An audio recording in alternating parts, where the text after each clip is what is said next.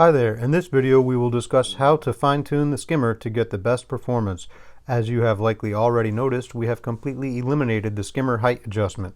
The fixed height waterfall overflow determines the water level inside the skimmer automatically. This is beneficial for multiple reasons. It simplifies skimmer operation and also keeps the head pressure on the pump constant. Regardless of the water level inside the sump, the skimmer will operate about the same. There are 3 adjustments that you can make to the protein skimmer.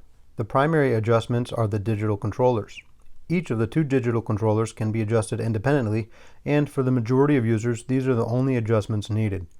The third adjustment is the screw on the air silencer to limit airflow. Uncommonly, you may want to limit the airflow if you are not getting good foam production, and we will discuss this in a minute. Let's first discuss the skimmer pump controller. Our controllable DC protein skimmer pump is powerful. In most situations, it can be operated at less than full output. Operating the pump at less than full output is not only quieter, but also will prolong the life of the pump. The digital controller for the pump has a range between 1 and 9. We recommend that you initiate the pump during break-in at the lower range. The advantage of a DC pump is that when you change the power setting, both the water flow and the airflow will proportionally change.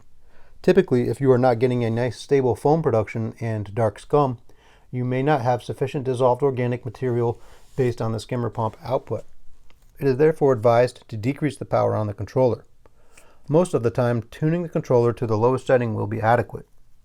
If you have the skimmer pump controller on the lowest setting and you are still not getting good stable foam production, it is likely that the skimmer is too powerful for your aquarium's bioload.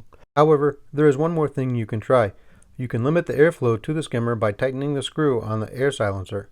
Turn the screw clockwise until the tip of the screw lies at the opening of the small clear tube inside the air silencer. Watch the bubbles inside the skimmer. Don't screw all the way in or you will severely limit air intake, and inside the skimmer body will be mostly water. A final way to adjust your skimmer performance is via the digital self-cleaning motor controller. It is important to keep the upper section of the protein skimmer relatively clean so that the scum accumulation can happen efficiently. As the dirty fleece accumulates onto the dirty spool, it is desirable to have a nice dark coloration of the fleece, indicating adequate biological material adherence.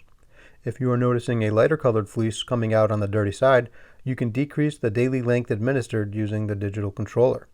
If the controller is set to 0, the motor will not turn on. This is mostly used during break-in period in order to allow the skimmer adequate time to create dirty foam. If the controller is set to 40, the motor will dispense 40 centimeters per day. The length of fleece actually inside the skimmer body is about 40 centimeters, therefore the entire inside of the skimmer should be cleaned once a day if the controller is set to 40. When you change fleece rolls, don't forget to reset the controller. The controller keeps track of the length of fleece dispensed, and if you don't reset the controller when you change the rolls, the controller will not dispense the correct fleece length. We hope this answers most of your questions on how to tune the protein skimmer. If you have additional questions, please contact us at smarterreefs.com. Thank you very much.